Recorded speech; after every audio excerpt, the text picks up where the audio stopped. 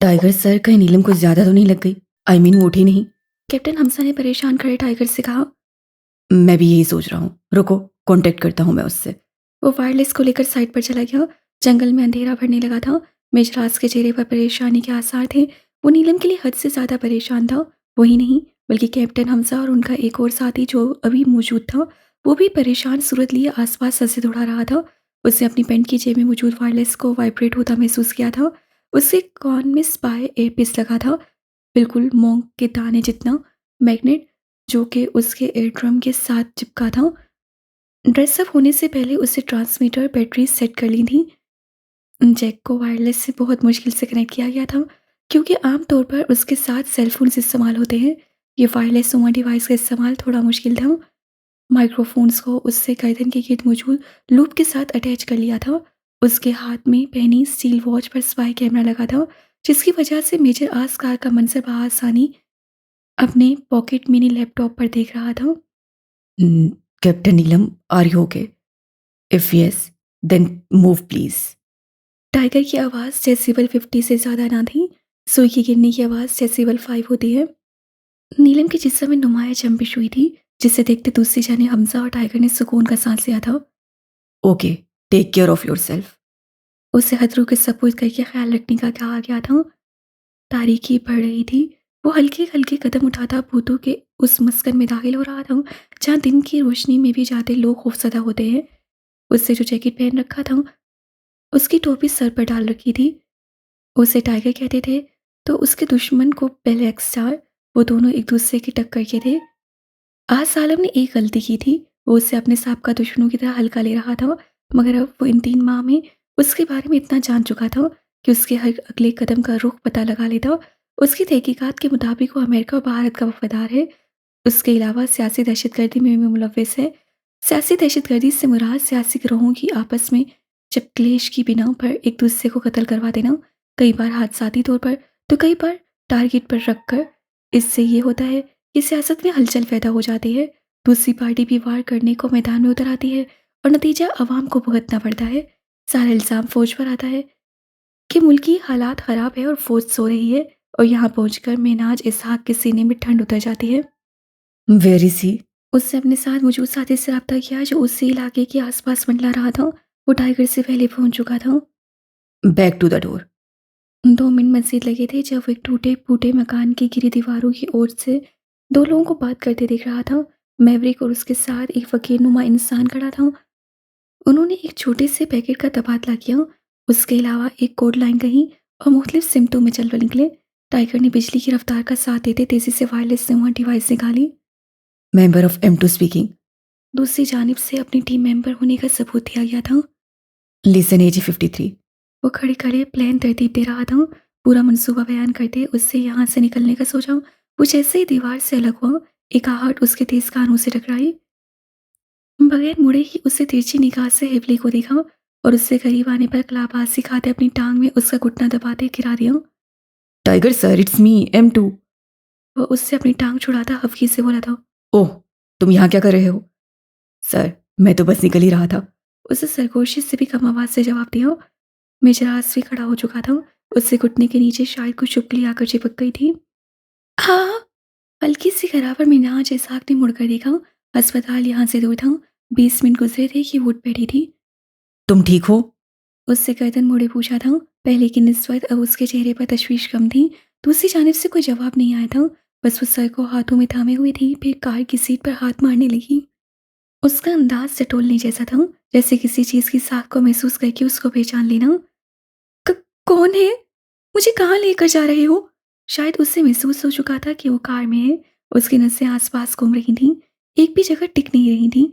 मिनहाज को जो समझ आ रहा था वो नाकाबिले यकीन था। ऐसा कैसे मुमकिन है? 3 माह पहले तो वो देखती थी हर चीज को, उसके चेहरे को, दुनिया का हर रंग उसकी आंखों में झलकता था। ऐसा नहीं हो सकता। उसके शंगराफी लब धीरे से हिले थे। उसकी फड़फड़ाहट धीमी सी थी। कोई बोले, कौन चला रहा है ये कार? कोई सुन रहा है मुझे? वो रोने लगी थी। साथ माथे पर लगे जख्म की वजह से, या शायद खौफ की वजह से, या फिर आंखों के आगे छाए स्याह पर्दे की वजह से मिनहाज अंदाजा न लगा पाया था। मैं सुन रहा हूँ। कौन हो तुम? मैं इंसान हूँ। वो अजीब से लहजे में बोली। ड्राइवर खामोशी से कार चला रहा था। मिनहाज अभी तक गर्दन मुड़े बैठा था। क्या तुम्हें दिखाई नहीं देता? उससे नीलम को इधर उधर देख कर बात करते पाया था। हमें पहले ही जख्म आया है, इस पर आपका ये तकलीफ दे सवाल। उसकी आंखें तेजी से भीग रही थीं। आई एम सॉरी, बस हॉस्पिटल आने ही वाला है। वो सीधा होकर बैठ गया। उससे अपनी कनपटियां सहलानी शुरू कर दी थीं। पता नहीं वो ये हकीकत क्यों नहीं मान पा रहा था। अस्पताल पहुंचकर उसकी मरहम पट्टी करवाई गई। वो अब अस्पताल के गेट से बाहर आ रहे थे। उसके आसपास सिक्योरिटी गार्ड्स मंडला रहे थे। शुक्रिया आपका, हम चले जाएंगे। वो उससे चंद कद आगे निकलती बोली। उसका लहजा बिल्कुल पहले वाला ना था। चीखती चिल्लाती, मुंह नोचती वो लड़की तो बहुत मुख्तलिफ थी। सुनो, नाम क्या है तुम्हारा? वो उसके बराबर आ खड़ा हुआ जो मेन रोड के किनारे आ गई थी। हम अजनबियों को अपना नाम नहीं बताते। वो जरा रुखाई से बोली। छोड़ो, नामों में क्या रखा है। तुम चलो, मैं तुम्हें ड्रॉप कर देता हूँ। कहाँ जाना है तुम्हें? वो सीधी खड़ी थी जबकि वो तिरछा सा खड़ा था। उसके लंबे भारी वजूद के आगे वो चुप सी गई थी। हमें लिफ्ट नहीं चाहिए, तुम जाओ। वो सामने देख रही थी। रक्षा, रक्षा।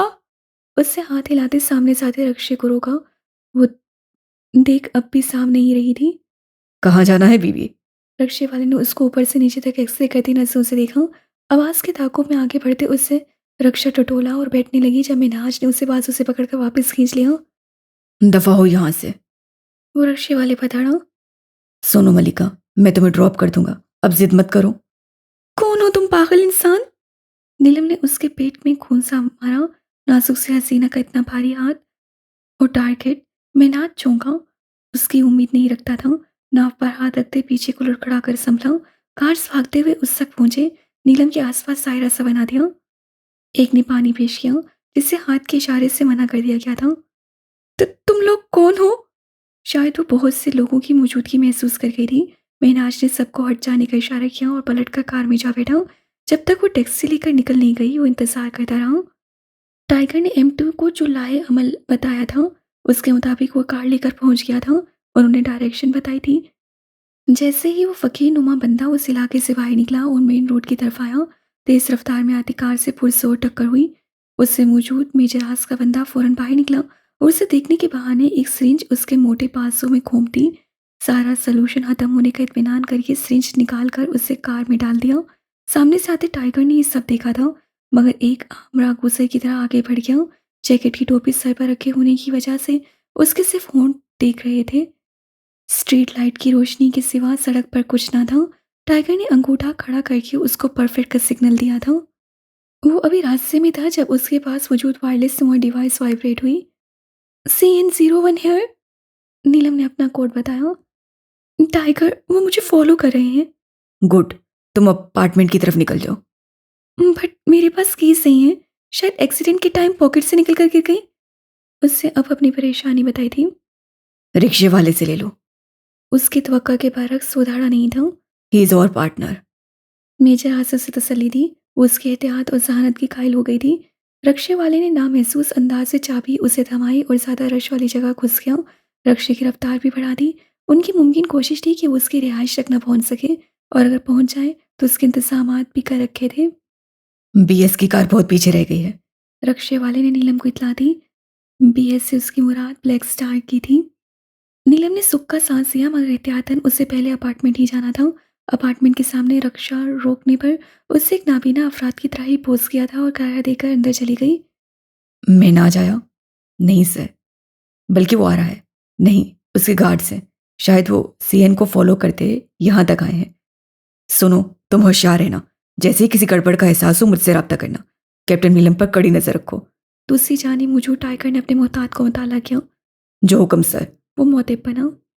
तुम लोग यहाँ क्या कर रहे हो? ऊपर क्यों नहीं गए? मिनाज की कार तकरीबन 10 मिनट लेट थी। वो उछलत में बाहर निकला, उन पर दाड़ा था। सर, गार्ड नाम पूछ रहा है जिससे मिलना है उसका। एक गार्ड ने जवाब दिया। फिर कुछ मिनाज की शख्सियत और कुछ उसकी दहशत ऐसी थी कि गार्ड से उन्हें अंदर जाने की इजाज़त दे दी। मगर चूंकि उन्हें देर हो चुकी थी तो इतने सारे फ्लैट में से नीलम का फ्लैट ढूंढना नामुमकिन सा था। अब वो हर एक का दरवाज़ा बजाकर उसको मशकूक जाहिर नहीं कर सकते थे। मिनाज उन सबको खूनखार नजरों से घूरता नीचे आया। गार्ड को धमकाया धमकाया। लालच थी कि बताए कौन सी लड़की अभी ऊपर गई है मगर दूसरी जानिब से एक ही जवाब आया था। साहब, इतने सारे फ्लैट हैं, मुझे सबका थोड़ी पता है और ड्यूटी भी रात की होती है। जिस वक्त कम ही लोग बाहर आते जाते हैं। बिलाहिर उन्हें नाकाम वापस जाना पड़ा। नीलम ने फ्लैट का दरवाज़ा खोला। उसके पीछे कोई नहीं आया था। वो मुतमईन हो चुकी थी। अंदर दाखिल होकर उससे गोया तमाम दौरानिए में पहली बार सुख का सांस लिया था। उससे अपना आप बहुत हल्का महसूस होने लगा था। पूरे फ्लैट में खामोशी का राज था। उससे लार्ज साइज फ्रिज में से पानी की बोतल निकाली। टाइल्स चकमक कर रही थी। कुशादा साफ सुथरा अपार्टमेंट था। अमेरिकन किचन में खड़ी वो शेल्फ की जानिब रुख किए पानी चढ़ा रही थी। जब थप की आवाज़ आई, उसके कान फौरन मुतवज्जा हुए। दिल जैसे फटने के करीब था। उसके हाथ की पोरें तक लरस रही थी। खौफ था कि अगर उस दहशतगर्द को उसकी हकीकत मालूम हो गई तो। कुछ देर पहले पानी से तरहल खुश्क हो चुका था। बालकनी की खिड़की का पर्दा हटाकर उससे जैसे अंदर झांकना चाहा, किसी ने मजबूती से पीछे से उसके होंठों पर हाथ रख दिया था। एक पल को वो घबराई, मगर अगले ही पल टांग मोड़कर पैर पीछे मौजूद शख्स की नाव पर मारना चाहा था कि उससे उसका पैर थामकर घुमा डाला। वो सोफे पर गिरी थी। मैं हूँ टाइगर। उससे टोपी सर पर से उतारी। आप यहाँ क्यों आए हैं? वो दोनों सरगोशी से भी मध्यम बोल रहे थे। दोनों के सांस फूले हुए थे। नीलम का चेहरा पसीने से तर था। पहली मर्तबा इतनी गंभीर सूरत हाल हुई थी। मेरी बात गौर से सुनो। अपार्टमेंट की चाबी वहां नहीं है। मतलब किसी कार्ड ने उठाई है। हो सकता है वो कार्ड भी महनाज के साथ ना हो। मुझे लगता है कि चाबी के मिलते ही वो आएगा। सोफे के पास ही खड़ा वो थोड़ा झुक कर बोल रहा था। नहीं, हमें बहुत डर लग रहा है। अगर वो यहाँ आ गया तो। देखिए, ये अंधा होना बहुत मुश्किल है। जो चीज़ नजर आ रही है, कैसे समझो कि नहीं आ रही? वो वाकई खौफजदा थी। टाइगर की चेहरे पर नागवारी फैल गई। 3 महीने की ट्रेनिंग का ये नतीजा दोगी मुझे? सिर्फ दावे करने आते हैं। तुम्हें डरपोक बुज़दिल। उससे लताड़ने लगा। नीलम का सर झुक गया। ऐसा लग रहा था जैसे कोई टीचर अपने स्टूडेंट को डांट रहा हो। सुनो, अब हमारी एक और पार्टनर आ रही है। वो काफ़ी एजेड है। वो ऐसे प्रिटेंड करेंगी जैसे तुम्हारी केयर टेकर हूँ। ओके? और बाकी सब याद है ना? जी। वो उसकी बात गौर से सुनती बोली। ज्यादा लगी है? वो मजीद झुककर उसके माथे पर लगी पट्टी को हल्के से छूकर बोला। नहीं। उसका ये फिक्री अंदाज सीलम को बहुत भला लगा था। वो ब्लैक गाउन में आएंगे। दरवाजा खोल देना। मैं जा रहा हूँ। वो किसी भी वक्त आ सकते हैं। वो उस पर एक अलविदाई नजर डालता बोला और फिर वैसे ही बालकोनी में बने जगले का दरवाजा खोलकर छलांग लगा चुका था। ये जगह स्टोर रूम्स की वजह से बच जाती है, जिससे वो खुफिया रास्तों के लिए इस्तेमाल करता था। यहाँ से वो पार्किंग तक पहुंच गया था। कुछ देर बाद एक स्याह चादर ओढ़े 40 साला औरत ने नीलम के दरवाजे पर दस्तक दी थी। क्या मिला तुम्हें उस शख्स से? टाइगर ने सवाल किया। उसकी जेब से ये पैकेट मिला है मुझे। एजेंट 53 ने पैकेट टाइगर को दिया। वो लोग इस वक्त अपने ठिकाने पर थे। टाइगर ने उस पैकेट को थाम लिया जिसमें बेशुमार मेमोरी चिप्स मौजूद थे। मुझे लगता है ये डेटा बहुत काम आने वाला है। टाइगर ने उसकी बात पर महज सा हिलाया था। ये सब उसे अपने कंप्यूटर एक्सपर्ट्स को भेजना थी। उससे वो पैकेट संभालने के बाद अपना लैपटॉप खोला। उस पर नीलम के अपार्टमेंट का सारा मंजर साफ था। वो और उनकी एक और एक्सपर्ट बैठी गुफ्तगू में मसरूफ थी। टाइगर उनकी गुफ्तगू सुनने लगा, जो कि अगली पेश आने वाली सूरत हाल पर मबनी थी। एजेंट आकाश वो सारी इन्फॉर्मेशन आगे डिलीवर करा है जो हम मुझ तक पहुंचा रहे हैं।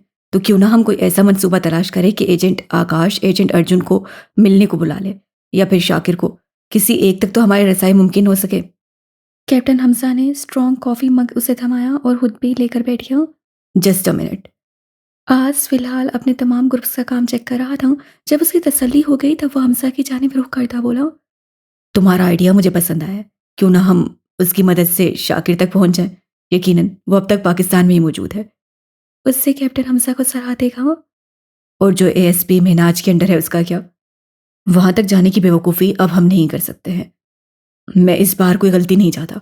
वो एसपी खुद रिश्वतखोर था, महनाज का साथी। पता नहीं कौन सी गलती कर बैठा जो उसके आताब का निशाना बना हुआ है। बस अब यहाँ तक कोई पहुंच सकता है तो वो है कैप्टन नीलम। तहखाना लॉक्ड है, कीज हैं। नहीं, तोड़ने की बेवकूफ़ी कर नहीं सकते। सिक्योरिटी वहां सख्त है। उससे 1000 मसाइल निकाल डाले। अगर हम कोशिश वो भी गद्दार के लिए। मेरा दिल चाहता है कि खुद ही पेट्रोल डालकर आग लगा दूं। इन जैसों की वजह से हमारा पुलिस महकमा बदनाम है। टाइगर ने तब कर उसकी बात काटी। कैप्टन हमजा की नज़र अब स्क्रीन पर थी, जहां फ्लैट्स के बाहर लगाए गए खुफिया कैमरे एक नया ही मंजर पेश कर रहे थे। तुम्हें ये चाबी वहीं से मिली थी? मीनाज ने प्रौढ़ से उतरते अपने कोट का बटन लगाते पूछा। जी सर, वहीं थी। गार्ड ने एक बार फिर उसे यकीन दिलाया। चौकीदार ने हैरत से उन्हें देखा। मिलने जा रहे हैं, अंदर इनकी पीए है, उससे काम है। गार्ड ने गेटकीपर को उलझन का शिकार देखते वजाहत दी, जबकि मिनहाज और 3 गार्ड्स ऊपर जा चुके थे। सीएन, एमाज इज कमिंग। नीलम को मुतल्ला करने के बाद वो लैपटॉप की स्क्रीन फोल्ड करते मंजर को गौर से देखने लगा। एक जगह नीलम के अपार्टमेंट का बाहर वाला हिस्सा नजर आ रहा था, जबकि दूसरी जगह फ्लैट्स के पार्किंग एरिया की और अपार्टमेंट के अंदर की सूरत हाल नजर आ रही थी। इस वक्त हर अपार्टमेंट के दरवाजे को चाबी लगाकर देखना सरासर गैर कानूनी है सर। कोई शोर भी मचा सकता है। अगर किसी को शक गुजर गया तो मसला बन जाएगा। प्लीज सर, आपका ये काम मैं आज ही करवा दूंगा, ट्रस्ट मी। उसके पर्सनल वर्कर ने मुल्तजाए अंदाज में कहा। उसे टेक के बाद मिनहाज ने रखा था। पहले ये टेक के लिए काम करता था, अब डायरेक्ट मिनहाज के लिए करता था। ये भी टेक का साथी था। अमेरिका में छोटी मोटी कार्रवाइयों में मुलविस पाया जाता था। ऐसे ही एक हादसे में टेक ने उसे ऑफर दी थी। वो बहुत जहानत से डकैतियां करता था और थोड़ा सा भी खतरा महसूस करने पर मर्डर भी कर देता था। उसके सर 2 खून थे। पीटर, ये काम आज ही हो जाना चाहिए, सुना तुमने? आज ही। वो लिफ्ट की जानिब वापस मुड़ चुका था। माई प्रॉमिस सर, पीटर ने मजबूत लहजे में कहा। वो एक अरसे से उसका स्मगलिंग का काम भी करता आ रहा था। अगर मिनाज के गद्दार बहुत थे तो उसके वफादार भी कम ना थे। अब भी एक लंबी लिस्ट उन लोगों की थी जो अरसे से उसके लिए काम कर रहे थे, मगर आज तक उससे मिले ना थे। टाइगर, वो कहाँ है? नीलम बेड पर कंफर्टर में लेटी थी। उससे डिवाइस से रब्ता किया। वो वापस जा रहे हैं, आप रिलैक्स हो जाएं। टाइगर ने तसल्ली अमीज लहजे में कहा। शुक्र। नीलम ने पुरसुकून सांस खारिज की। लेकिन पीटर वापस नहीं जाएगा, शायद, मुझे शक है। खैर, आप बेफिक्र रहे, मैं आता हूँ। टाइगर ने अपना जाना बेहतर समझा। फिलहाल शुरुआत थी। कैप्टन नीलम भी घबराई हुई थी। टाइगर बामुश्किल तमाम नीचे वाले फ्लैट के पाइप के जरिए ऊपर वाले फ्लैट में बालकनी में उतरा था। उन्होंने ये दोनों फ्लैट लिए थे। नीचे वाला भी उन्हीं के इस्तेमाल में था, जिसमें M2 के मेंबर्स भी रहते थे। बालकनी में हल्की सी धपकी आवाज़ पैदा हुई तो 40 साल औरत आगे बढ़ी। टाइगर सर, आप? उससे ड्राइंग रूम का दरवाज़ा खोला। नीलम भी वहीं आ गई। पीटर मुझे यहीं घूमता नजर आ रहा है। हो ना हो वो आप लोगों का अपार्टमेंट ढूंढ कर ही जाएगा। वो दोनों हाथ बेल्ट पर टिकाए खड़ा था। सर, अगर वो आ गए तो हम क्या करेंगे? यही तो समझाने आया हूँ, वो चिढ़कर बोला। अव्वल तो पीटर अंदर आने की हमाकत नहीं करेगा। अगर कर भी ले तो आप दोनों सोते बनिएगा। आप लोगों की पिस्टल कहाँ है? कुछ याद आने पर उससे पूछा।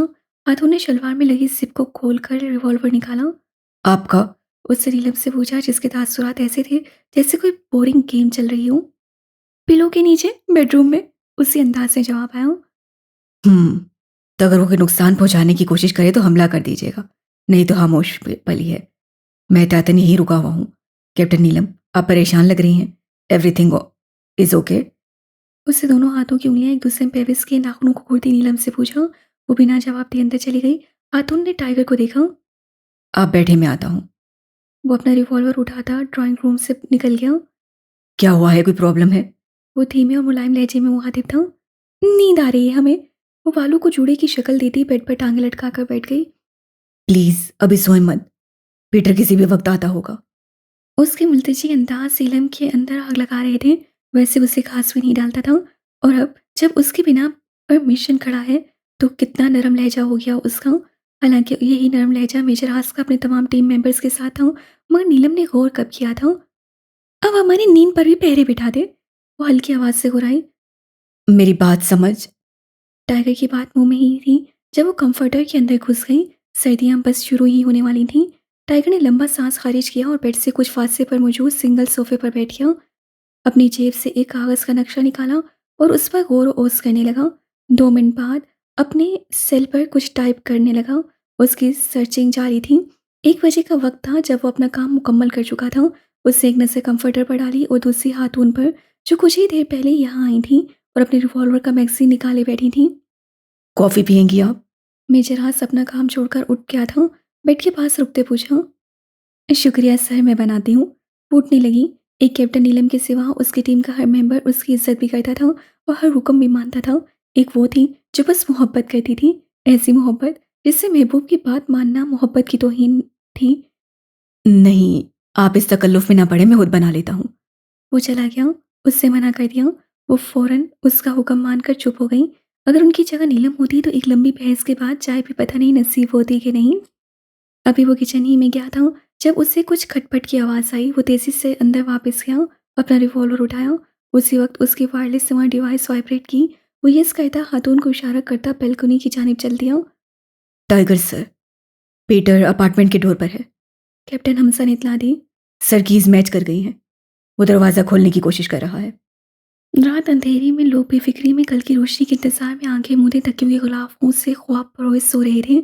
जब पीटर जैसे वफादार और मिनाज जैसे बेचैन लोग अपनी कार्रवाइयों के लिए जाग रहे थे, पीटर मुसलसल फ्लैट से इधर उधर चक्कर लगाता रहा था। तकरीबन 1:30 के करीब उसने अपने काम की इब्तिदा की। बारी बारी हर दरवाजे पर बहुत मुख्तात अंदाज से चाबी लगाकर चेक करता, जो कि वो डकैती करता रहा था, तो ये काम उसके लिए इतना मुश्किल ना था। तकरीबन 15 मिनट बाद वो नीलम के फ्लैट पर खड़ा था। चाबी घुमाई, लॉक खुल गया। उसकी खुशी चेहरे से पता चल रही थी। सफ़ेद चेहरा खिल उठा था। अंदर जाने की गलती वो नहीं कर सकता था। उससे आसपास नजर उड़ाई, कोई सी रुख ना थी। दरवाज़ा वापस लॉक करके वो नीचे उतर गया। सर वो जा चुका है, सिक्योरिटी गार्ड के पास खड़ा है। कैप्टन हमसा उसको सेकंड सेकंड की खबर दे रहा था। टाइगर ने राब्ता मुनक़ता किया और अंदर चला आया, जहाँ नीलम जाग रही थी। पीटर जा चुका है, खतरा टल गया है। हम एक स्टेप आगे आ गए हैं। एमाज को लोकेशन पता चल गई है। वो जल्दी आपसे राब्ता करेगा। टाइगर अब तक होने वाले हर मंसूबे के तहत काम पर खासा मुतमईन था। MM2 की टीम भी एक रिकॉर्ड हासिल कर चुकी थी।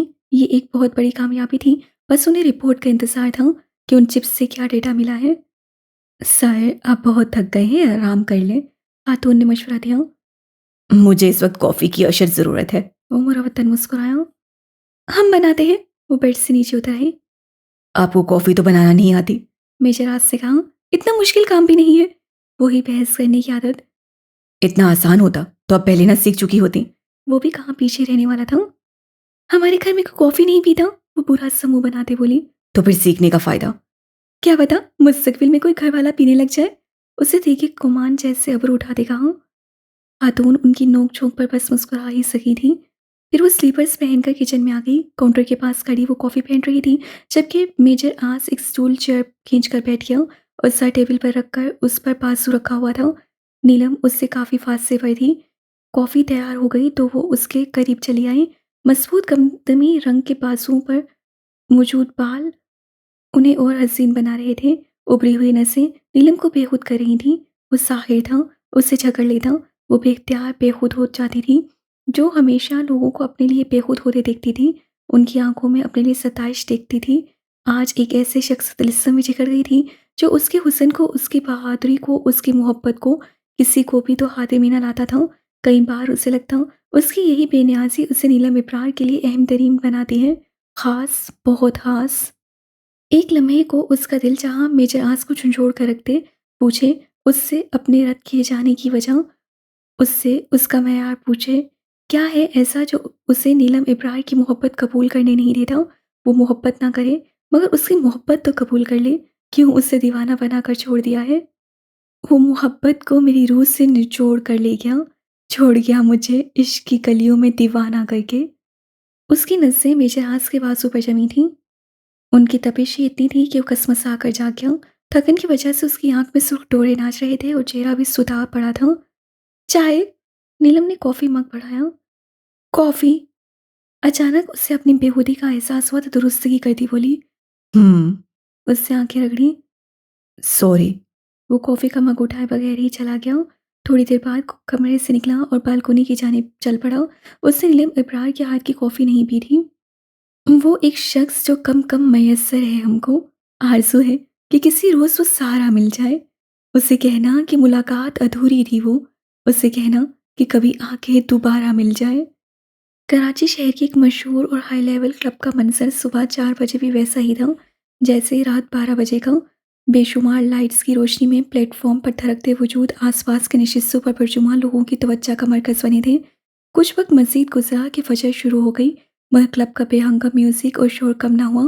पाकिस्तान, मुल्क जिसे इस्लाम की बुनियाद पर हासिल किया था, ये उसी मुल्क का एक मंजर था। उस मुल्क के हसूल के लिए जाने कितने सर कटे थे, कितनी इस्तें मिट्टी में जा मिली थीं, कितने मुहाजिरीन बेघर हुए थे, तो कितने मासूम तलवारों की नोक पर लटके थे। जुल्म ही जुल्म था। सुनने में आता है कि बरसगीर में आज़ादी की जंग के वक्त इंसानियत पर सबसे ज़्यादा जुल्म हुआ था। सफ़ेद ट्राउज़र पर ब्लैक फैंसी शर्ट पहने, गले में स्टॉलर डाले, शोल्डर कट बालों के साथ एक दरमियाने उम्र की लेडी काउंटर पर मौजूद थी। अपने लिए सॉफ्ट ड्रिंक का ऑर्डर देकर वो आसपास का जायजा ले रही थी। मैवरिक अभी तक नहीं आया।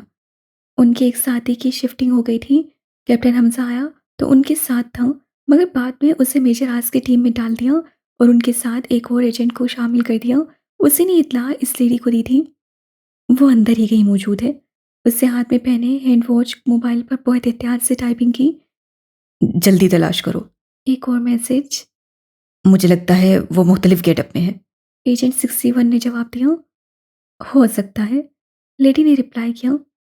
तुम अंदर जाओ, एजेंट 41 उधर आएगा। लेडी ने हुक्म दिया। Okay ma'am. उससे पोजीशन बदली। मेवरिक अंदर गया है, सीढ़ियों की जानिब। लेडी को 41 से इत्तला मिली। तुम उसका पीछा करो, मैं आती हूँ। वो सॉफ्ट ड्रिंक को एक अदा से इनकार करती छोटे छोटे कदम उठाते अंदर की जानिब चल पड़ी। कुछ देर बाद अनस के मुकाबले आ गई। उन्होंने खुद को एक कपल का पोज देना शुरू कर दिया और यूं ही बातों बातों में ऊपर जाने लगे। यहाँ कैमरे लगे हैं 41, लेडी ने सरगोशी में कहा। आगे नहीं लगे होंगे, आखिर वो अपने खुफिया काम कैमरे में कैसे रिकॉर्ड कर सकते हैं। अनस बोला। हम यहाँ से गुजरेंगे तो रिकॉर्डिंग में आ जाएंगे, लेडी ने नागवारी से कहा। मेरे पास एक प्लान है। अनस से पुरसोच अंदाज से कहा। क्या? चले। वो वापसी को मुड़ गया। वेटर का यूनिफॉर्म कहाँ है? अनस से पूछा।